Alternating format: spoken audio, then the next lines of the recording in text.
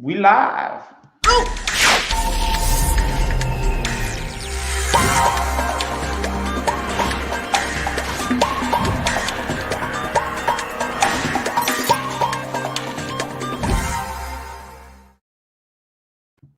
Everybody, welcome to 3+1, the livecast, where I am joined by, you have the activist and the actress, the one and only Tracey Bonner. How are you, Tracey? I am wonderful. How are you? I am well.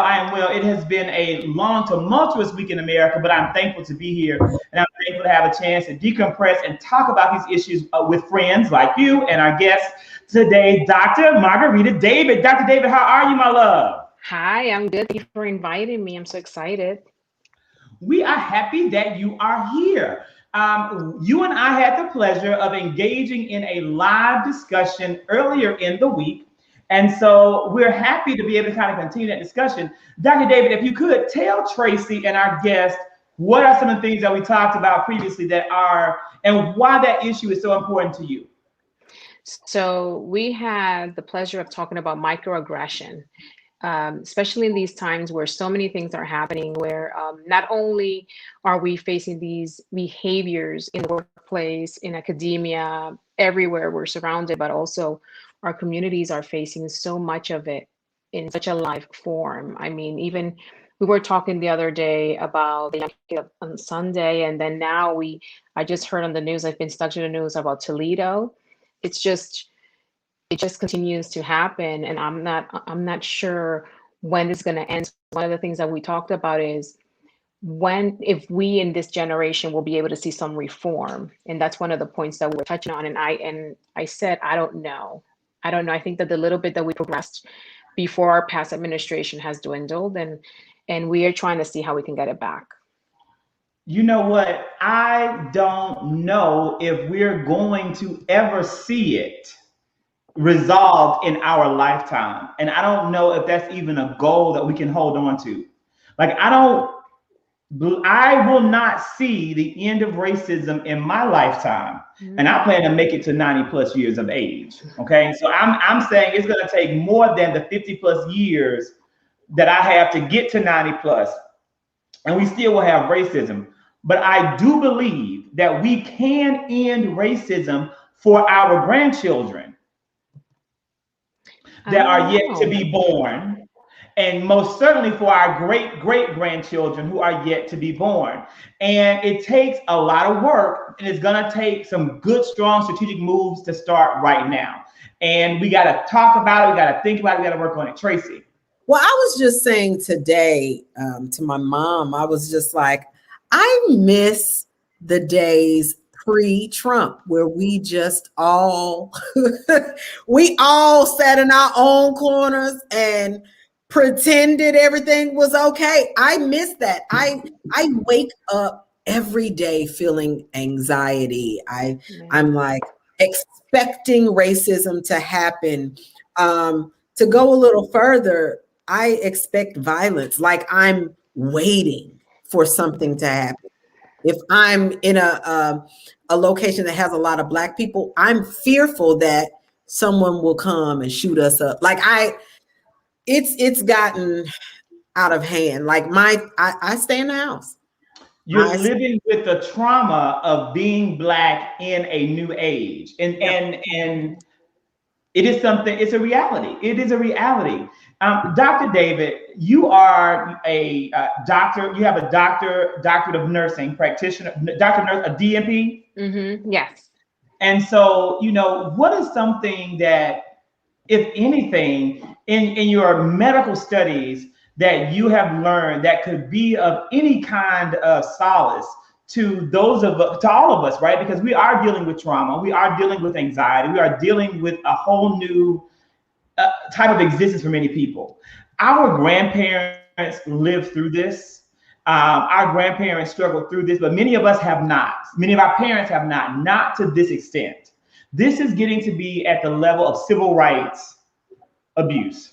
The same abuse that our ancestors faced then, we are now dealing with and faced with. What can we do to deal with some of this anxiety? Well, one of the things that I've been trying to practice, and I actually have it here. I mean, literally, I got this the other day. It's called my favorite Bible verse devotional. Like every day, I literally read this before I leave this house because I feel that I have to get some type of peace before I leave, and sometimes the solace before, again, I leave because I don't know if I'm going to come back. So I try to start my morning a little bit more on the positive note and see if that even helps. But unfortunately, we can control only us, right? That's the only thing that we can control. We can't really control anyone outside. We can't really control the actions of others. So, what can we do? Honestly, we really can't do anything to be able to decrease this because it's not us. It's not us. We can't control other people. We can control our actions in order to avoid things. But look at Yes. that kid. I forget what state it was. I saw it yesterday that he was just walking in his neighborhood, and then this guy felt the need to come out of his house and tell Yes. him, well, who is he? We're going to talk about that tonight. That's on tonight's agenda of topics. That we will talk about is the young man in South Carolina who was walking in his neighborhood, and so this is something. And Candace says also professional counseling is a starting point as we need that. I do agree with you, Dr. David, that we do need to have routines and things that we do to decompress and things that we do that are not like a part of like rituals and routines in our lives to bring us down, like whether it's your devotional, your prayer, your meditation, your journal, something that, these things definitely help. One thing that Tracey and I have discussed, and it was recently, Tracey, remember we had the lighthearted debate around Amanda Seals, when she was saying that it is not her job to teach white people to be decent people or how to be allies. And I don't agree with that. I don't agree at all. I do believe that it's my calling. I believe Zachary Kirk is alive to teach people to be anti-racist. And I think that it takes a concerted effort and it takes a lot of work, but I think that's a part of why I'm alive. And I think that the only way like James said, we can't end racism. Black people can't stop racism. We didn't start racism, but we are heavily affected by racism. So we can't stop it. We can't stop it. White people can stop it, but we can teach them and aid them in their journey. I think that the misinformation and the disinformation, the two different things, one misinformation, two disinformation, is so heavily and widespread that so many people who might have been on the fence have tipped over to racism because they were misinformed. They believe these lies. And the only way to combat the lie is with truth, Tracey. But I'm just tired all the time in my daily life. I don't have time with my PTSD that I have, and then me trying to go through the world of acting and all of the rejection and all of the stuff that I go through there, and then dealing with my family and my friend. I just don't have time to also educate, bear the burden of educating people about other human beings. To me, that is not my responsibility. I do appreciate that you think it's your calling to do so, but Black people, aren't we tired enough? Aren't we exhausted enough? Don't we have enough problems having to be 10 times better in everything we do?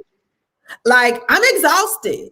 I have deliberately stayed away from my Instagram so I wouldn't see another cop pulling a Black man over and questioning him just because he was driving 65 miles an hour. I don't have time to like that is too much for me. You should know how to be a decent human being to another human being. Like I'm not. No, I'm not. You guys continue. I'm going to pop off because of the Wi-Fi issue. I see that it's still acting fuzzy. And so I'm going to unplug it and restart it. You guys continue. I'll be right back. Okay. I totally agree with you because it is exhausting. It shouldn't be our responsibility to educate others on the things that they should know. And then what happens is that when you try to educate them, you're seen as, oh, she's playing the race card, or, it's always about race. It's always about this. And in reality, it's not that it's a race card. It's just that it continues to be an issue. So the more times it comes up, the more issues that come up, the more things that are done that are not right, that are against, civility, because it all comes down to that. The more it's going to be brought up, but the more we try to educate, they're just going to see it as, oh, it's always about race. It's always about race, because they don't see their wrongdoing. They just see what we might do wrong that they don't like. Our existence is I was telling him that the other day, that when I got my doctorate, it was like, oh, well, now she got her doctorate. Now it's, why act like that? There's no need to do that. There's just no need. But you're always going to be seen as an intimidated type Yeah. of person, and why? Yeah. I was at the theater school at DePaul University getting my master's, and I constantly had to fight with my white peers about the experience I was having versus their experience. One of them being, I lived on the south side of Chicago. And so there was always something going on in my community that I was having to either dodge bullets, or, a kid got shot that day. And I would have to come to school while they're in this bubble of amazingness living on the north side. And, I'm just like, y'all, I already have to deal with enough. And then I got to school you as to why you can't use the N word, even though Dave Chappelle quoted it on his show. Like, I don't feel like doing that. I don't feel like it. And I'm sorry to those of you who don't agree. It is not my responsibility after I'm dealing with so much in my own life, in my own Black skin. Like, no, I don't want to have to do that. I shouldn't have to. I totally agree with that. I mean, I understand that we have to be activists, and we have to educate, and we have to probably decrease the ignorance that exists in our society. However, it comes to a point where you're just tired, and you're like, okay, if you don't get it by now, and hundreds of years have passed by and all these injustices have happened, then I'm not sure when you will. I mean, and we got things on tape. We have things on tape, and we have people saying, "Oh, well, he had drugs in his system. Mm-hmm. That's why he died." No, he had a knee on his neck, restricting his breathing. Are you kidding me? Like, I don't feel it's just too much. I just want to go on Instagram on my Date Yourself Girl page and empower other women. To love themselves. I just would love to live in a world where I could do that. I would love to be free like my white peers, and to feel free to say and go wherever they want and do whatever they want, and have access and resources to things all the time. I don't know what's going on with Zach. I hope he comes back. But that is what I want. That's how it should be. That's how it should be. You shouldn't feel restricted to being you. But unfortunately, it comes to a point where we have to kind of start acting a certain way in order for acceptance to occur. And that, to me, is a big issue, because I have a big mouth. And a lot of times I say that my mouth gets me in trouble. And sometimes I try to hold back. And when I can't, that's when there's problems. And I try to be very eloquent in how I speak when it has to do with educating others about racism, about microaggressions. But it comes to a point where you just get tired. And then if you don't get it, I'm just going to say how it is. I grew up in the Bronx, so I can change the way I'm speaking right now in a hot second. So sometimes you have to kind of get to that level. And then at that point, they might get it, but they're like, oh my God, she has an attitude. So, because you're always going to be the angry, Black person. That's just how it is. Yeah, I have to code switch all the time. Aren't y'all tired of having to code switch to make them feel comfortable? You see, here's the thing. We are never going to be able to end any of this if we don't take the responsibility of educating and helping them see that this is what the world they've created. We have to tell the story and make them understand it's what we go through, how unfair it is, how unfortunate it is. And again, it's exactly as I want to say, maybe it was Solomon who said earlier, it's going to be our kids plus one. We have to go out there and continuously build allies, because we don't live on one single Black island. We also can't expect that white people as a group will just all of a sudden change and decide to become loving and kind to us and stop being racist. It's not going to happen that way. If it was, I mean, even something as simple and basic as having the right to vote has become an issue. So much so that racist leaders in Georgia are willing to give up their Coca-Cola. They are willing to stop flying Delta. They are willing to change their whole lives just so they can continue to be racist. It's that serious for them. So we have to build up allies and work with people who want to grow and change and enhance and call them into the work, because that's the only way it's going to change. And we have to hold up leaders like Jon Ossoff, like Joe Biden, regardless of his past and whatever he may have said. People who are willing to do the work and who have the power to do the work, we have to hold them up and empower them to do that. And that's not something that we as a community may be doing at all times. There's a whole body of Black people in this world who make a whole career off of tearing down the Democratic Party.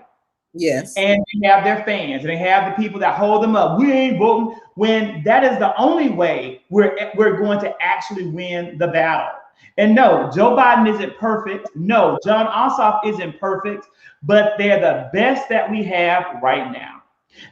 Congresswoman Alexandria Ocasio-Cortez isn't perfect, but she's out there beating the drums, helping advance the work. And that's something that, you know, I don't know to what we're not doing it. So, and that's why it's so important for me to boycott. That's why, you know, when Lil Wayne wants to stand beside Donald Trump, I'm never listening to Lil Wayne again. That's why when Nicki Minaj said, I'm voting for Romney and not Obama, I'm never listening to Nicki Minaj again, because the damage they do is so subtle and so subconscious, and they pull one Black person, this Black person, pulling people away from work. Same thing goes with Wendy Williams. These idiots, that's why I don't support it. That's why I can't support them, because it's too subtle, the mechanisms of racism that we are faced with, that we don't have the energy to fight racism and fight the internalized racism or that these people face and that they deal with. So that's not exhausting for you though? Like, Tracey, let me tell you something. I deal with trolls every single day of my life, right? So I just told you about the TikTok that I made and posted on TikTok. I haven't shared on my other platforms because I just made it last night. In less than 24 hours, I've gotten 436,000 views on that TikTok. It's about the gentleman in South Carolina. Didn't think it was going to do well, but it did. And it's so much racism and so many fake profiles and trolls attacking, saying stuff, going back and forth. It is exhausting and it's hurtful. People say all kinds of awful things about me. But the thing is, our ancestors fought these same fights. And if they were strong enough to endure it, surely I can deal with a little bit of social media attack, a little bit of like BS from some bullies. Like, that's okay, because the end result is educating people and helping them understand what's at stake in the bigger picture. We can't even walk through neighborhoods without being accosted. Just simply because we're Black, we are criminals and we're targets. And this is becoming more commonplace than ever before. And we have to make it known. Yes, I agree. Our ancestors fought for their civil rights. I do understand that, and they didn't get exhausted and all of that. But I don't mind staying over here in my Black bubble. I don't mind it. For me, I'm around my people. And I think it's okay. I'm around like-minded people, and if you don't want to have anything to do with me at this point in my life because of my skin, I'm okay with that. I'm okay with staying over here and you stay over there, mind your own business, and I'm gonna mind my own Black-owned business and keep them open. It's true. And one thing that I always, when people say, oh, we have to also always rise above, like, why is it? Like, you remember when Michelle Obama said that we always have to be higher, or I forget the exact phrase at this time. But why is it that we always have to be above everyone else? Why is it that we have to take the high road? Why is it that we always have to, do better or not say anything? It's like how she said, it's so exhausting to continue life doing this. But I understand where you're coming from with educating others and trying to face trolls. The problem is that mental health in this nation is such at a low level that when you have these people trolling you on social media, even though they're not even relevant, it can have a severe effect to your psyche. And then that in itself can cause other people to do things that, you know what, might trigger. Like if I'm one of those people and I go outside and somebody tells me something or looks at me some other way, I'm gonna, that might be a trigger. You don't know. And now you would think that these cops are in a situation where they're doing everything by the book, and everything's just keeping a low profile, and they don't. It's like they don't care because they are just going to get away with it.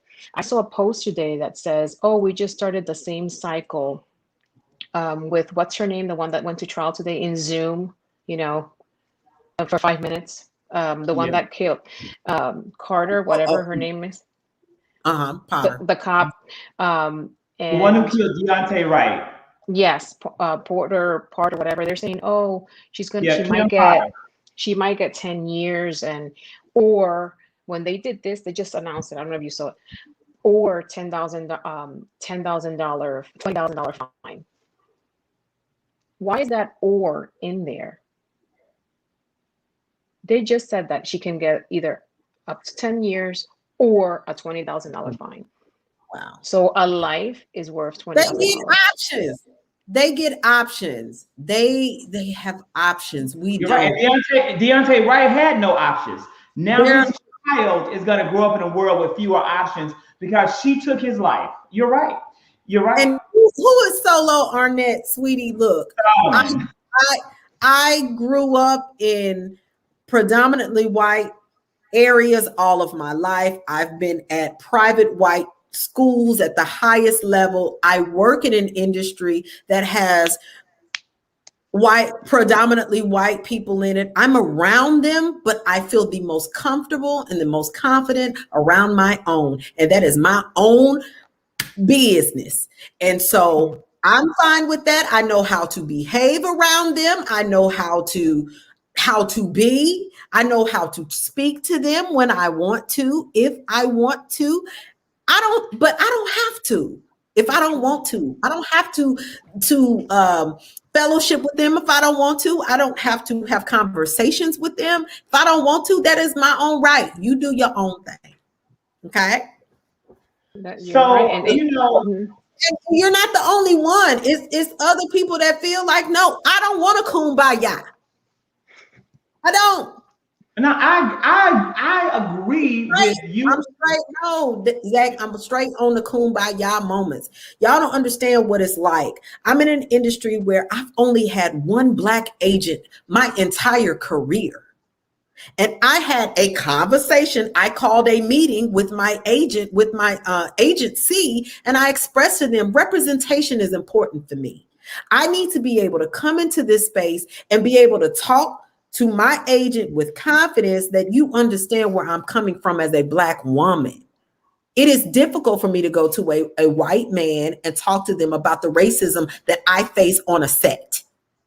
So, wow. Yeah, I am combative. Goodbye. Peace. Deuces on today. This is not the conversation I really wanted to have because this is what it does to me. It triggers me. It makes me angry. And so while I appreciate, like I said, Zach, you wanting to go and talk to them and educate them, I don't want to because I get angry. I don't understand why there's no empathy. I don't understand why they can't watch a video and see the truth of the matter.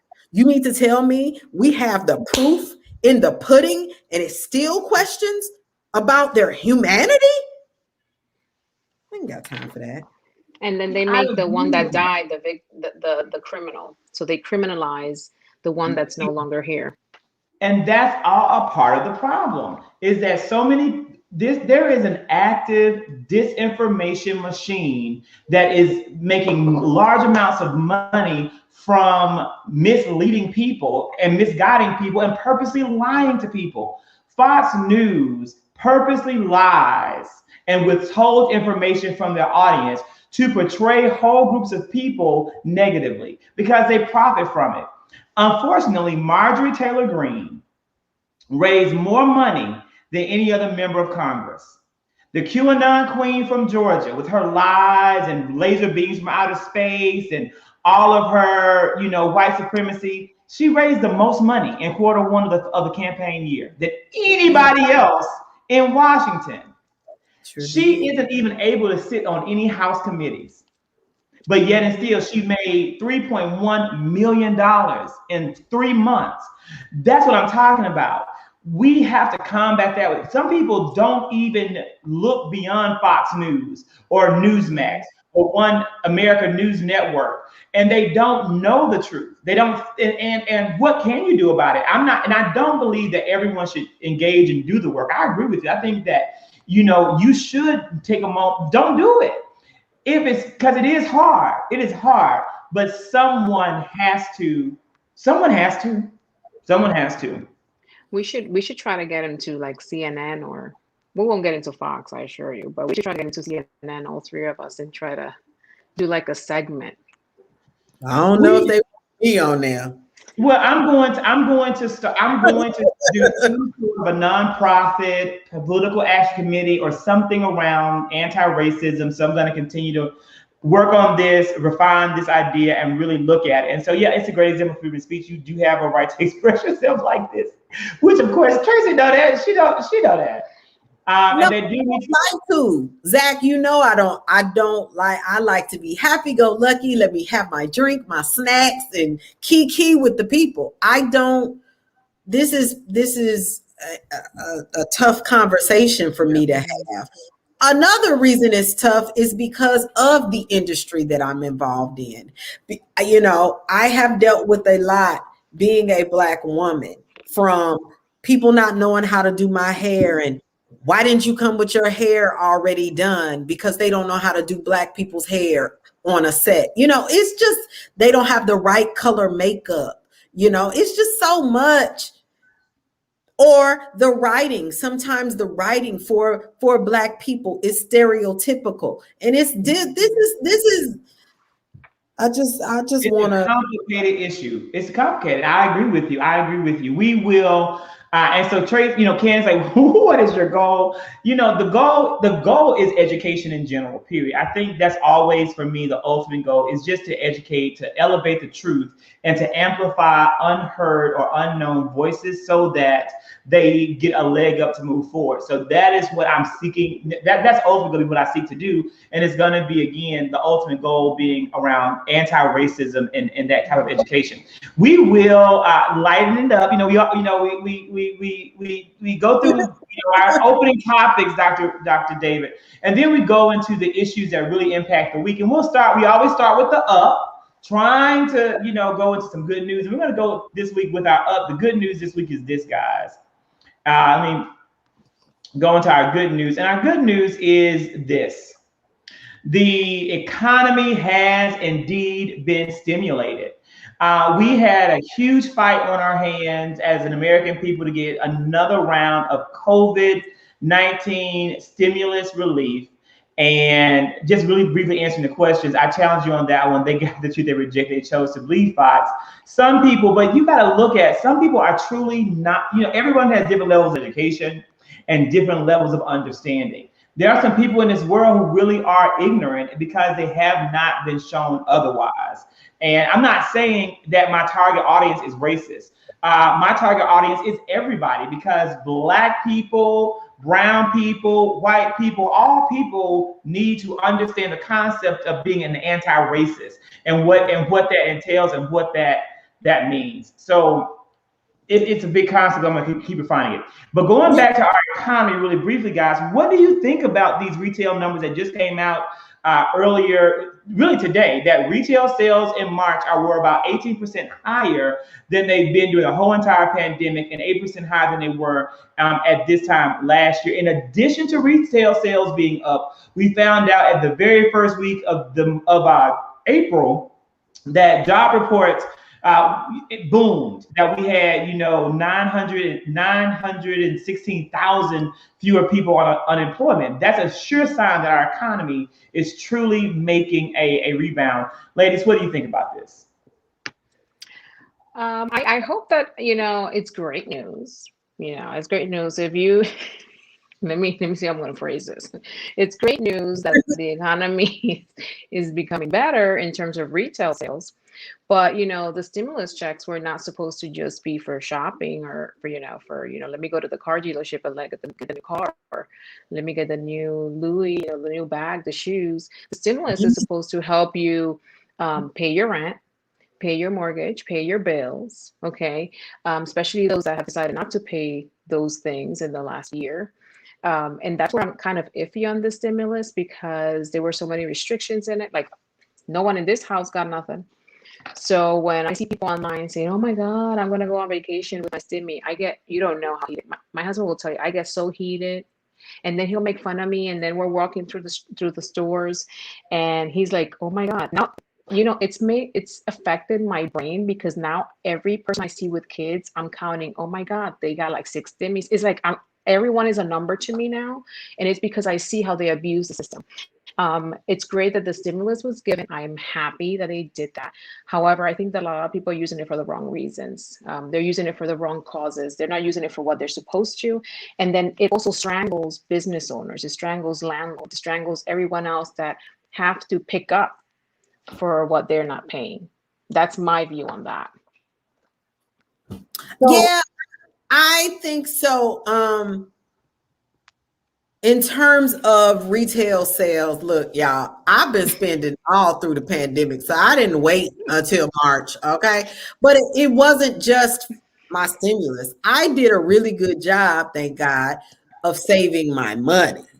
So I was able to spend. But y'all, there are people who understand that they can't get evicted. So they like, oh, let me go buy this, let me go buy that, let me, so there are some people who are taking advantage. Now, there are also a large number of people who they need the stimulus to survive. So, yes.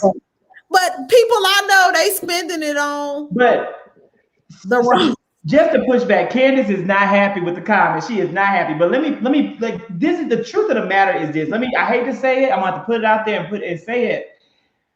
The real point of stimulus really was to stimulate the economy, Dr. David. It was. It really wasn't for people to pay bills, even though that's a part of it.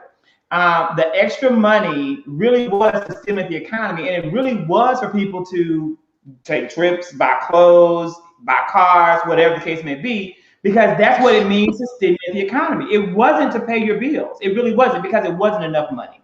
But it wasn't enough money. It helps. It's not enough. But if it really was intended to pay bills, then it would have been like what other countries had, where they got like a $2,000 check every single month.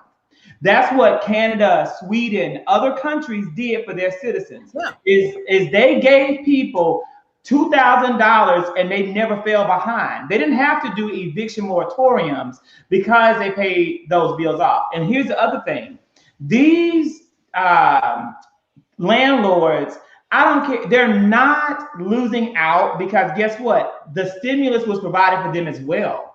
They have to apply and get their money from the government, just like a small business, to say we lost this much money in unpaid rent for tenants, and they're getting paid for it. These buildings aren't shutting down because tenants aren't paying rent, because the government also built in their stimulus package money for them too. Huge amounts of money. Why do we have getting more money?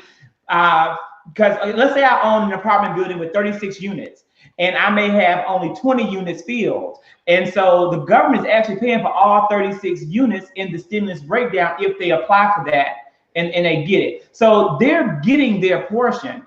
And that's why I'm saying, you know what, it really wasn't for the bills like people say it was. It really was meant to stimulate the economy.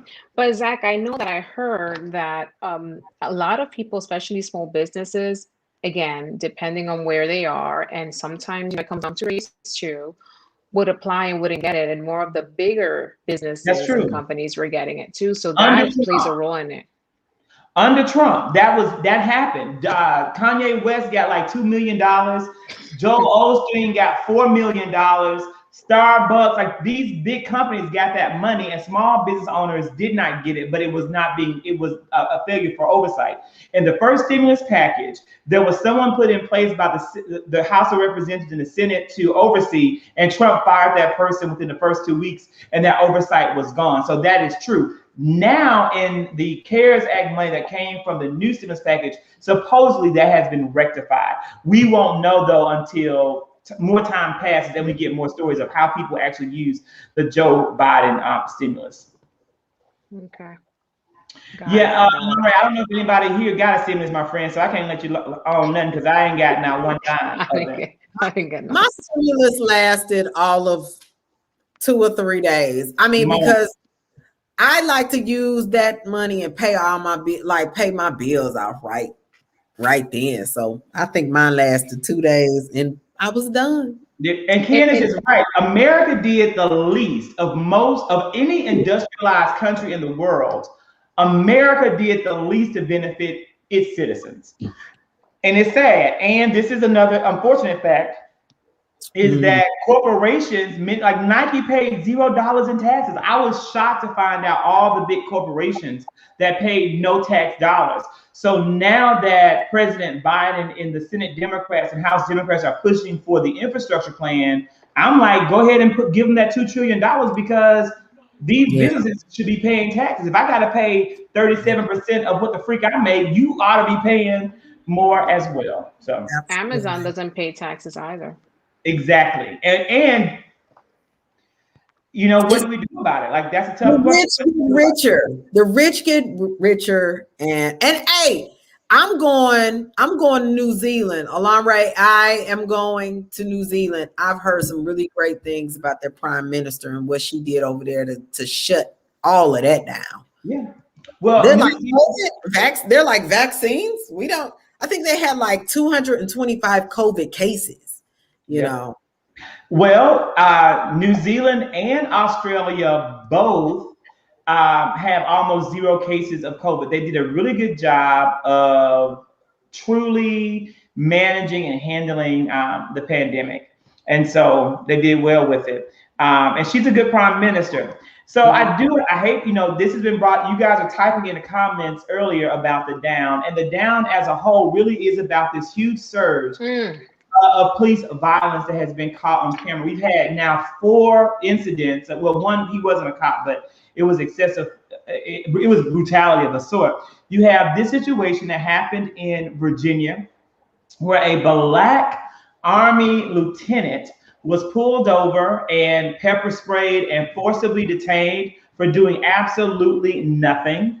You have the situation, of course, that we talked a little bit earlier, Duante Wright, who was murdered in a traffic stop pullover by a 26-year veteran police officer. And we have, and this was Kim Porter who did that. Many people are showing the glamour shots of her, but I think this is the photo that needs to be shared, her and her actual mugshot, because when it is a Black perpetrator, that is exactly what you would see. And then we have this situation in Columbia, South Carolina, where this young man was walking, said something to a white woman that set off this man that resulted in his assault and abuse and belittlement. And of course, we found out today about the young man in Chicago, the young Hispanic 13-year-old boy who was shot by cops as well, although it's been a continuous spin on that story. Some people say he had a gun, others saying that was retracted, it wasn't true, but once the media puts it out there, they keep running with it. Heartbreaking. Ladies, what do you think about this? What are our thoughts? Did you know a little detail about the first case from Virginia? He is the nephew of Gardner from New York. Oh, is he? I did not know that. Yes, they said this morning I woke up super early and I turned the news on because that's all I can think about. Let me see who else they killed. And the mom of Gardner was on the news and she said, "You're not going to believe this, but that is my nephew." It's like full circle. It's like a full circle that's happened in that family. Unbelievable. It's terrible. It was And he very wasn't sad. doing anything. And they stopped him because they said that they didn't see a license plate in the back, but there was a temporary plate, I think, in the windshield or something. There was. It was. You can see it in the video. The temporary tag was it. Mhm. It was. It was. There was no valid reason. There was no valid. There was no valid reason. What do you guys think could be done to impact these continuous assaults by police officers against Black and brown people?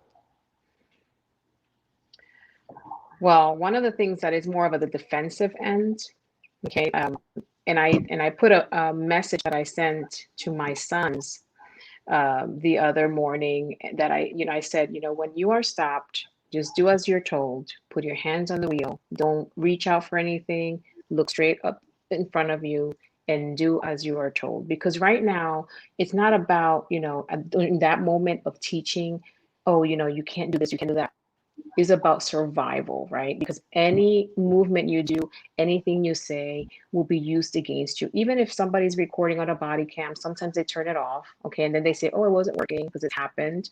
So at that moment, you just have to be defensive and do as you are told, basically, so that you can survive.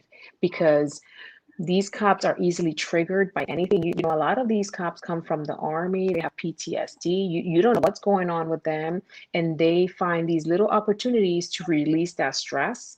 And they are under a lot of stress too, because obviously they're being caught in doing bad things. And then, instead of keeping a low profile, they're just doing what they want. So if that's what they want to, if that's how they want to behave, then you just have to do as you are told. If they tell me, get out of my car and sit I'm going to get out of my car and sit where they tell me to sit, because I'm trying to make it home. That's how I see that. I just don't think it's fair that we have to do that. And then we have video footage of white people asking questions, being belligerent, having guns sitting next to them, pulling off and driving off with no repercussion. Like, to me, it's frustrating. Why can't I ask, why did you stop me? What's the purpose of, I don't. But they don't care. That's the thing, Yeah. that the Virginia guy, he asked, what's going on? Why am I getting pulled over? Because, the law says they have to tell you why you're being pulled over. They cannot just say, get out of your car and turn around and then I tell you. That's not how it is. However, because we know what's happening, we know that anything we say, even if we like cross our eyes like this, they might see that as a trigger and then do something. So I do agree with you, Tracey. I do agree that, it's tiring to always be the one trying to live.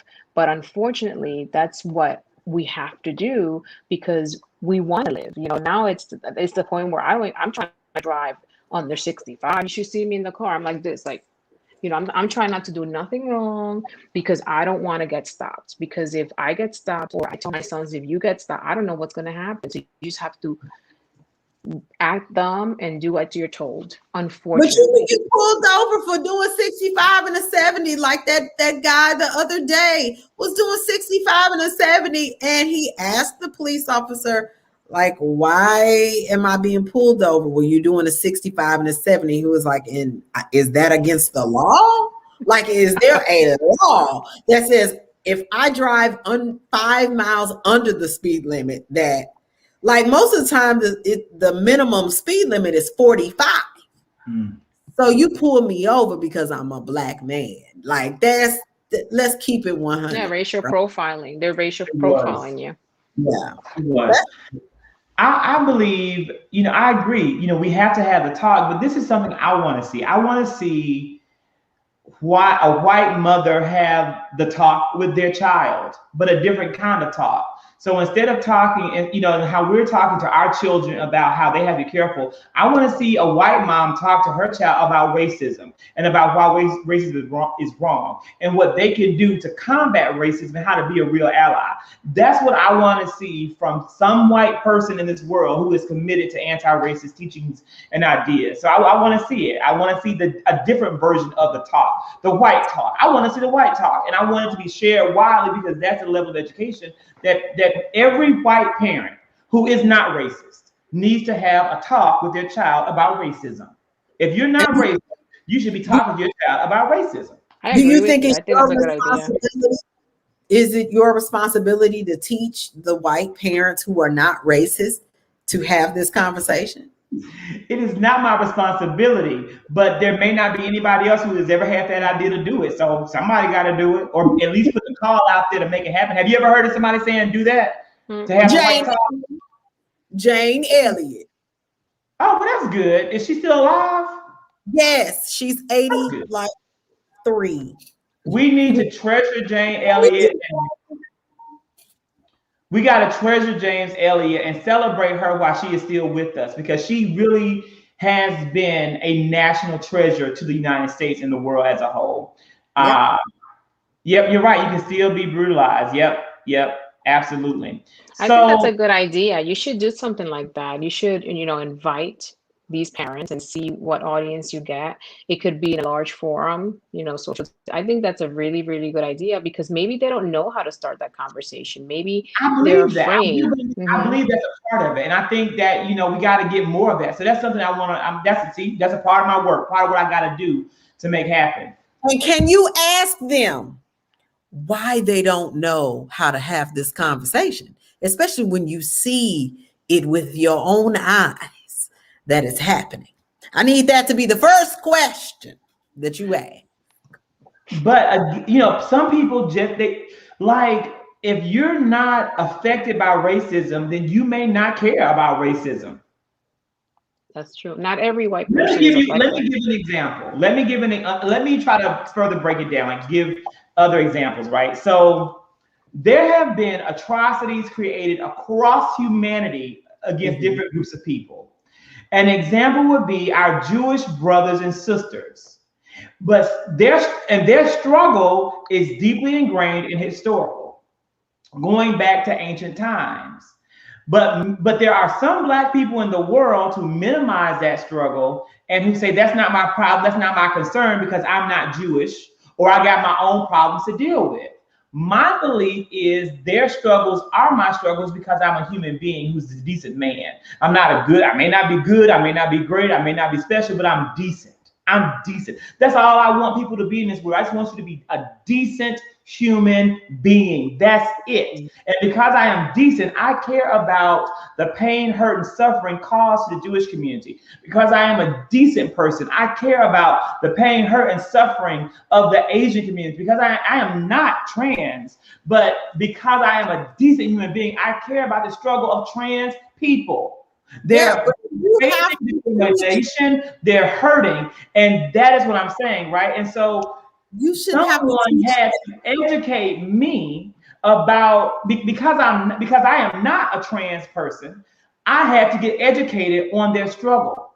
I had to understand that if I'm a trans child, and what if somebody, this is what they explained to me.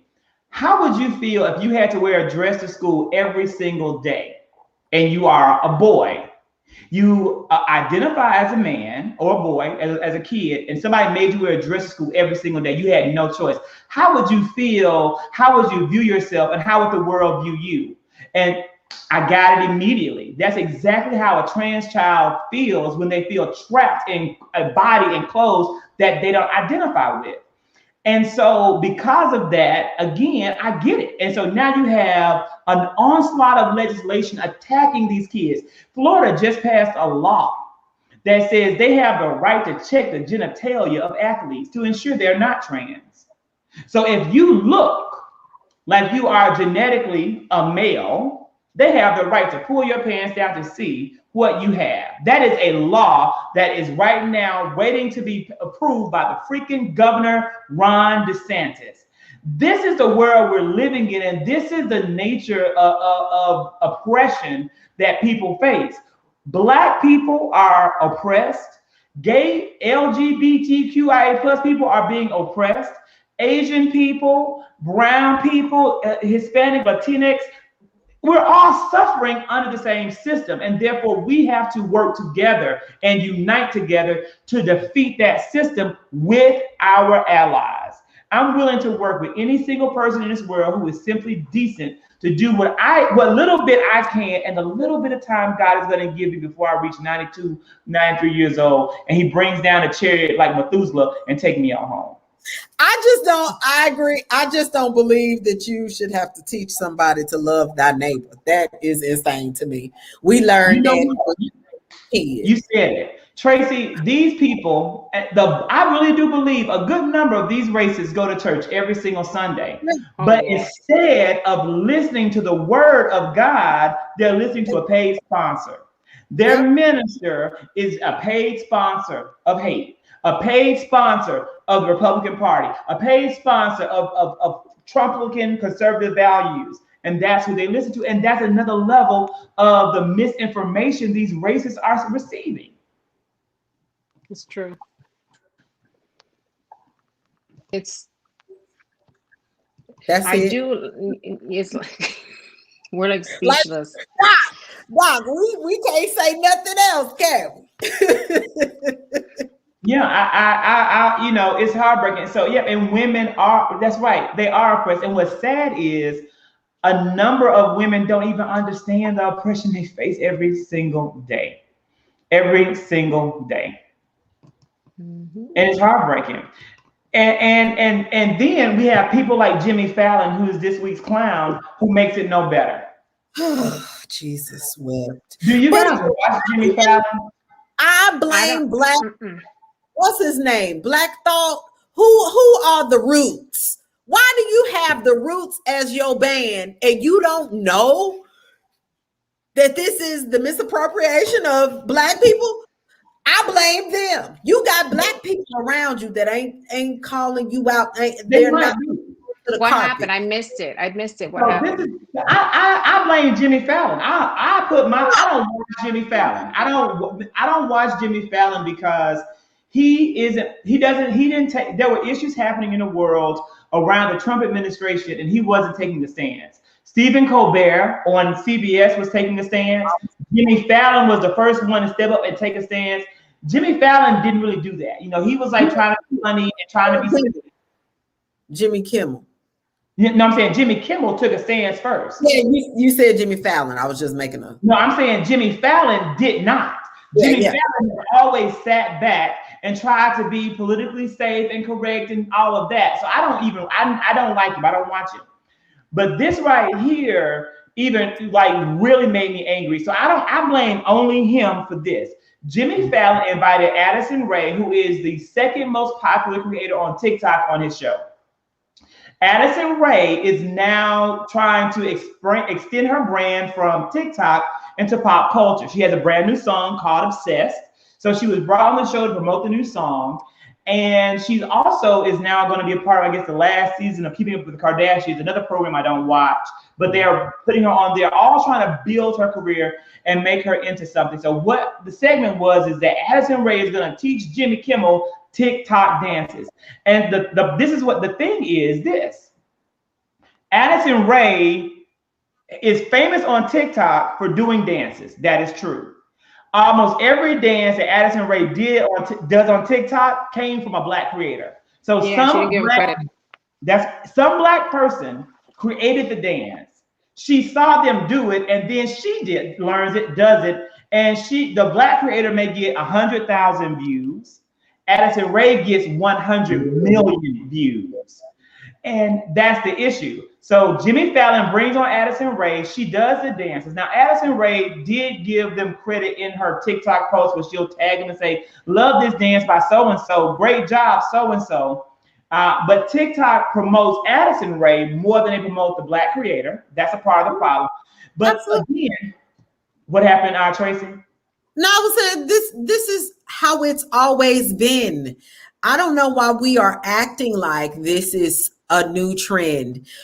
The Negro Leagues had the best athletes. They would take 2 or 3 or 4, and then they shut the Negro Leagues down. Like HBCUs, we've been playing band. Like we don't play with music. We play. We practice without the sheet. And now You see white bands playing our songs in their stands that they never used to do. Stuff on the field they're doing. I mean, this is not new, y'all. This is not new. HBCUs have been shut down because Black kids have been recruited to go to the white universities to make their athletic programs what they are. Y'all, why are we shocked about this? This is not new. Black culture, without Black culture, there is nothing. I believe that. Excuse my little boy. I believe without us, there ain't no swag. It ain't no swag without us. Come on, in anything. You wouldn't have a cell phone without us. Okay, you wouldn't have the stoplight without us. I mean, it's so many things that we bring to American culture that we get zero credit for. This ain't new. So it became a real issue in the media around Jimmy Fallon doing this, because one thing about the kids on TikTok, Generation Z is a little different, and they jump on things immediately, and they are well connected. They have the power of trend. They get how to make something trend. So as soon as this happened on TikTok, the Black kids on TikTok ran with it on Twitter. They used Twitter, they used TikTok, and they went in. And immediately it was a canceled Jimmy Fallon. Addison Rae's lost millions of followers. It was a massive negative press against her. She should. She should immediately. But again, that goes back to the power of boycotting and cancel culture. So when people talk against cancel culture, you're talking against the power that Black and brown people have to advocate and fight for themselves. And so Jimmy Fallon it hurt him in terms of his reputation, standing. And so what he did was this. He then brought on the Black creators that started trying to make up for it. Johnny come lately. Yep. I feel you are Johnny come lately. Don't try to. I don't like that. You knew this. Where is the problem? You don't have Black people as executive producers on your show. You don't have Black people as writers on your show to call this out. That's why representation is important. I have a question. So the first video was of her doing these dances, and then what was it that happened that caused all this hysteria? I didn't get that first part. So what happened was Black kids on TikTok saw these video clips of Jimmy Fallon's show, and they immediately said, "Wait a minute, you're on the show doing the dance that was created by these Black kids." And they immediately started making attack videos on TikTok and making attack tweets on Twitter, and it became a national trend. And so quickly, Jimmy Fallon tried to backtrack and bring on the Black kids to give them spotlight, which is great. But I still say Jimmy Fallon can't. I won't forgive Jimmy Fallon for it personally. Additionally, it's been an ongoing issue with white creators stealing Black creators' contents and ideas on TikTok. It's just something that's really happening. So Black content creators, specifically the dancers and the ones making the really funny videos, they are not going to produce content in the month of March. They shouldn't be creating at all. They should go on their own app and do their own thing. That's what they should do. They should create their own. I'm so sick and tired of us not having our own and not building our own for us, by us. Why do we have to make these other apps successful? Why can't we create our own? Because we don't have and when she started, she didn't imitate. We don't have the money. Many of us don't. Who has the money to produce a TikTok? Daddy, Jay-Z. It's some people out there that start this. Come on now, y'all. Let's don't act like we don't have people that have access to this. Kanye West do it. Like it's this.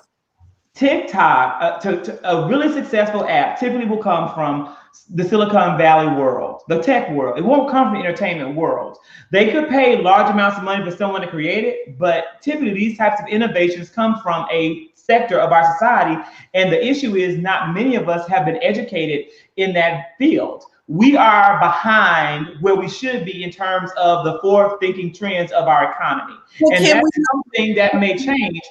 But we need more Black and brown people in the STEM field, in computer science, in coding. We need that. And so it may be too late for us in our time, in my 50 plus years I have left on the earth. But we can be encouraging and demanding that Apple, Google, Microsoft, you need to create an incubator for Black talent where you're going to fund the education of brilliant Black kids, and you are going to show them how to monetize their innovations through technology. Those are the demands that we must start making of these companies so that our children's children are the ones who create the next TikTok. We can't help that. But Zach, we can create our own. That's what Nipsey Hussle was doing in his own community, creating STEM and STEM education programs for Black people. We can do it. It might not be on a huge scale, but we can do it.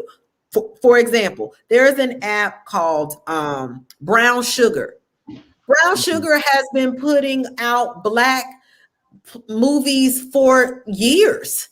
We just don't use it. We would much rather go to a Netflix or an Amazon Prime and give our money to them. But I've been supporting Brown Sugar since it started. We've got to start supporting our own. It's stuff out there. There's a Black Wall Street app that's out that tells us where all the Black businesses are located in your area. All you got to do is put your zip code in and it'll pop up. Like, we just got to support it. It's out there. It is out there. And then we got to stop selling it like BET did to Viacom. We got to stop selling it. We got to know our worth. That's it. Yeah, you're right. You're right, Casey. I've seen those same things. And you're right. It's a good point. That's something to think about and something to say, maybe that's a good place to make an investment and see what can come of that and where it can go and how it can possibly advance. And here's the thing. TikTok is free. Someone's going to have to make a philanthropic investment to put this money up, put this work into it, and it's going to be free. And then monetization will come. But again, it's about having the capital and the time to do it. And it's not always easy. This has been, Dr. Sometimes Dr. David can be light, but it's a hard week in America. And so I do want to end on a good note. And we always try to end talking about some products that we recommend to our viewers that we may have fallen in love with. Sometimes we don't have any. And I don't have a product, but if there's something that you guys have discovered that you want to share, please do. I will say, though, we do have the best of us some good news, and it's this. This is Kim Goodwin, and she makes history as the first Black woman to head ABC News, and really the first Black woman to head a major broadcast network news operation. There is a phenomenal Black woman who now heads MSNBC. She was named first. She is the first.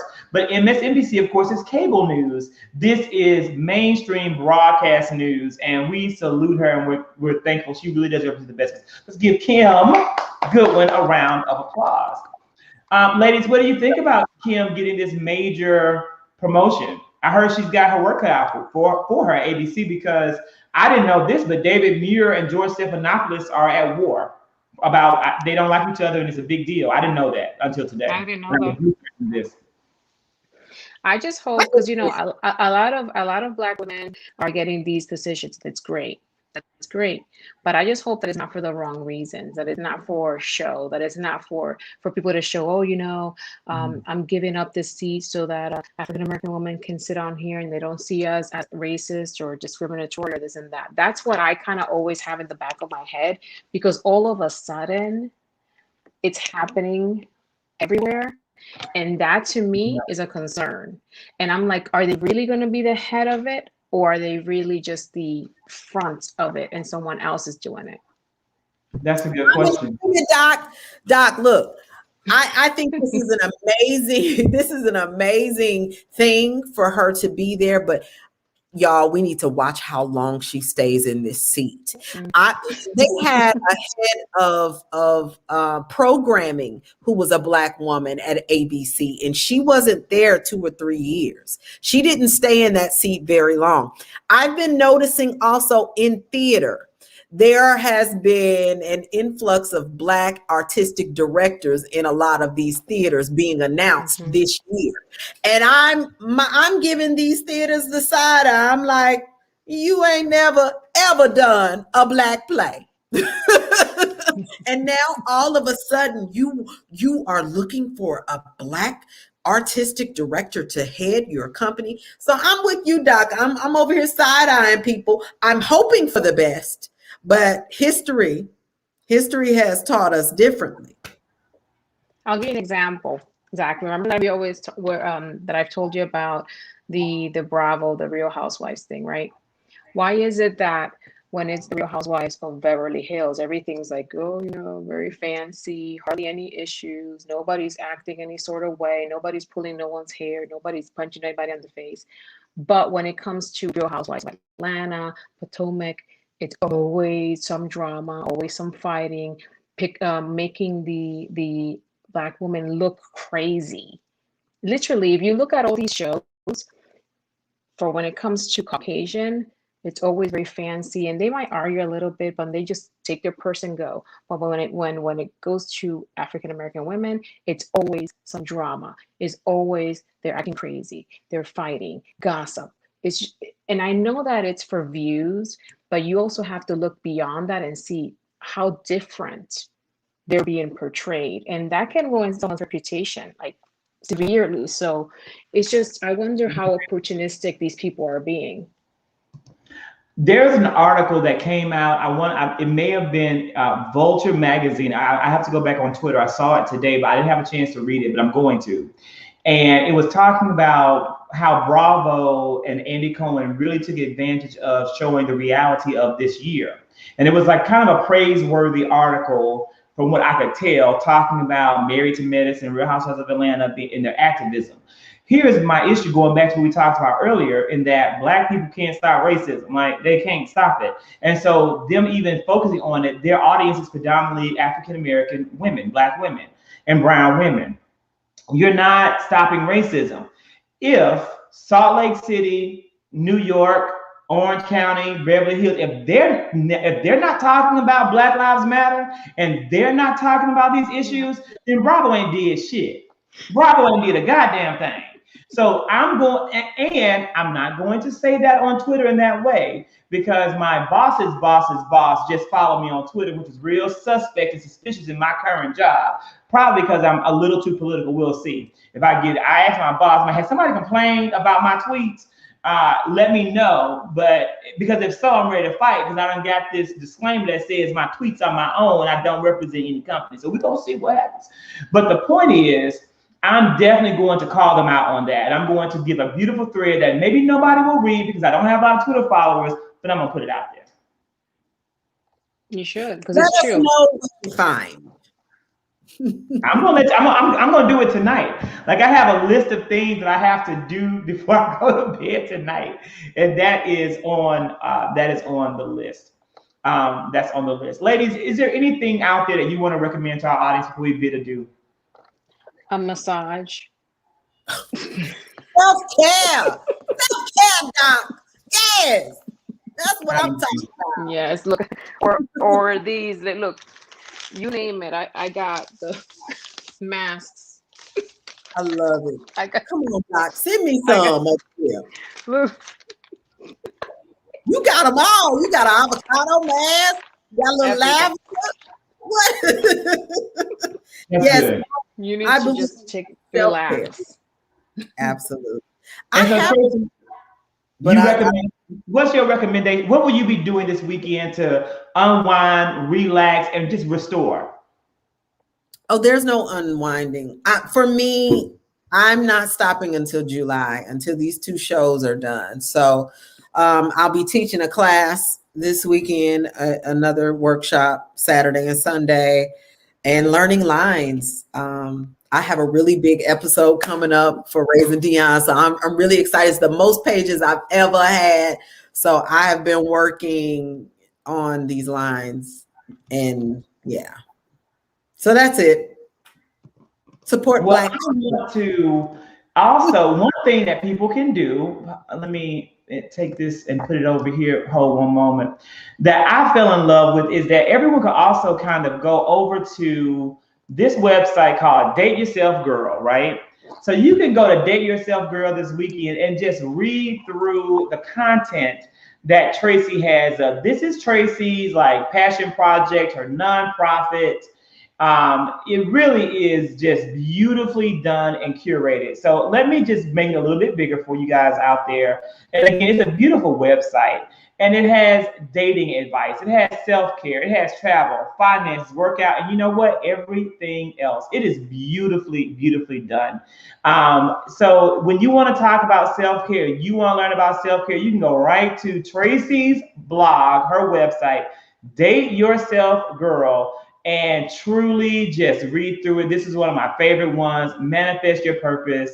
It's just well done, Tracey. You did a great job with this website, and I'm so happy to recommend it to our +1 community. So, well, thank you for that. I had to hire Crystal Garcia out in Orlando. Thank you so much for introducing me to Jules Creative, all females. I have to hire them to come in and rebrand. And if you have a company, a nonprofit, or a web page, I completely now recommend you investing in rebranding and getting some consultants, because they have really changed everything about my brand. It's beautiful. They did a great job. So I may be reaching, we may be rebranding with 3+1 Media, as we continue to grow and generate a following and revenue. So Dr. David, thank you so much for joining us. They can find you on IG with Dr._registered nurse. Yes, you can find me on IG. You can actually just Google Dr. Registered Nurse and you'll find all my social media forums and YouTube channel, because I also have one by the same name. Thank you so much for taking time and joining us, and it's been a great experience. So everybody out there, thank you guys. We'll catch you on next week as we continue the hard conversations.